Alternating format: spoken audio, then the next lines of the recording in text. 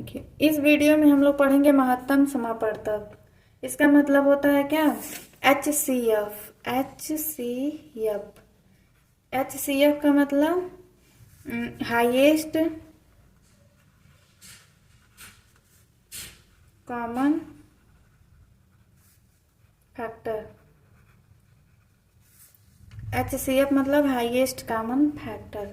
देखिए, highest common factor मतलब है जैसे कि महत्तम समापवर्तक मतलब वो ऐसी संख्या होती है जो दो या दो से अधिक संख्या को विभाजित करती है। जैसे इसमें देखिए, जो उभयनिष्ठ होता है इसमें जो सबसे बड़ी संख्या उभयनिष्ठ होती है वही उसका HCF होता है। महत्तम समापवर्तक को भी हम लोग दो तरीके से ज्ञात कर सकते हैं, जैसे कि एक गुणनखंड विधि द्वारा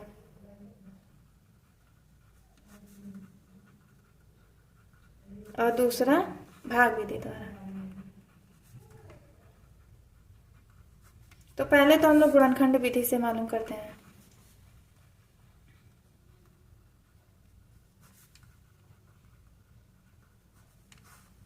गुणनखंड विधि में हम लोग एग्जाम्पल से पढ़ते हैं। तो एग्जाम्पल है 18 और 42 का महत्तम समापवर्तक।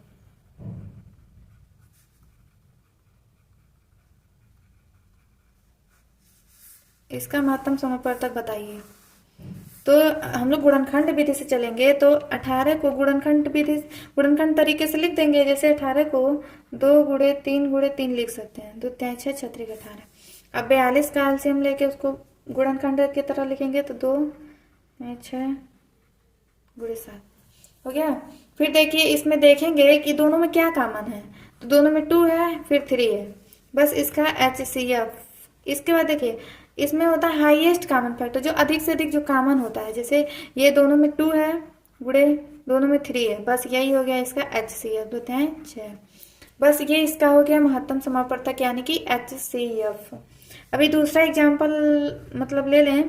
तो दूसरे एग्जाम्पल में अगर ये 12 24 और 36 इसका HCF पूछे, HCF, ये दूसरा नंबर है, ये पहला नंबर एग्जाम्पल। तो अब देखिए, 12 को हम लोग गुणे के रूप में लिखेंगे। जैसे कि 2 गुणे 2 गुणे 3। अब देखिए, 24 को लिखेंगे तो 2 गुणे 2 गुणे 2 गुणे 3। अब देखिए, 36 को लिखेंगे तो 36 को 2 गुणे 2 गुणे 3 गुणे 3। अब ये हो गया 36 का। अब देखिए, तीनों में क्या मिल रहा है। 3 संख्या दिया है, यानी कि तीनों में देखेंगे तो HCF क्या होगा। तीनों में 2 है, फिर 2 है। अब देखिए, तीनों में 3 भी है, यानी कि 2 गुणे 2 गुणे 3। बाकी जो संख्या बचता है उसको वैसे ही छोड़ देते हैं। जो कॉमन होता है बस उसी को लेके चलते हैं। तो क्या जगह 2 दूनी 4 3 12, इसका HCF हो गया। अब ये देखिए, गुणनखंड विधि हो गया। अब हम लोग ये भाग विधि से HCF को जानेंगे। HCF भाग विधि द्वारा कैसे होता है।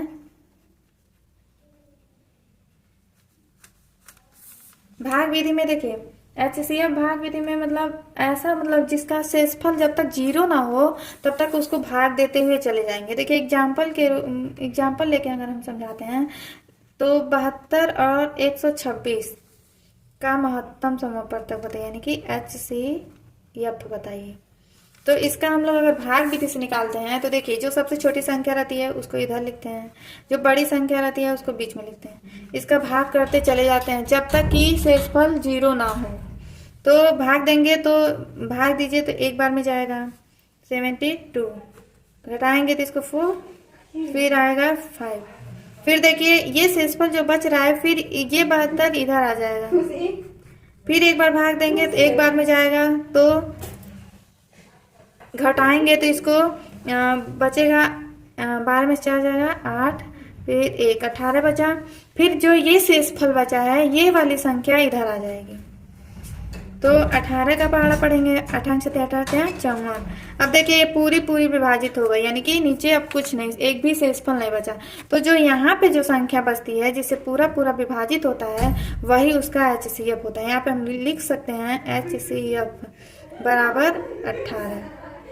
अभी अगर ये देखिए, अगर ये मतलब थोड़ा आपको प्रॉब्लम हो रहा था, एक एग्जांपल और लेके देखा मतलब देख लेते हैं।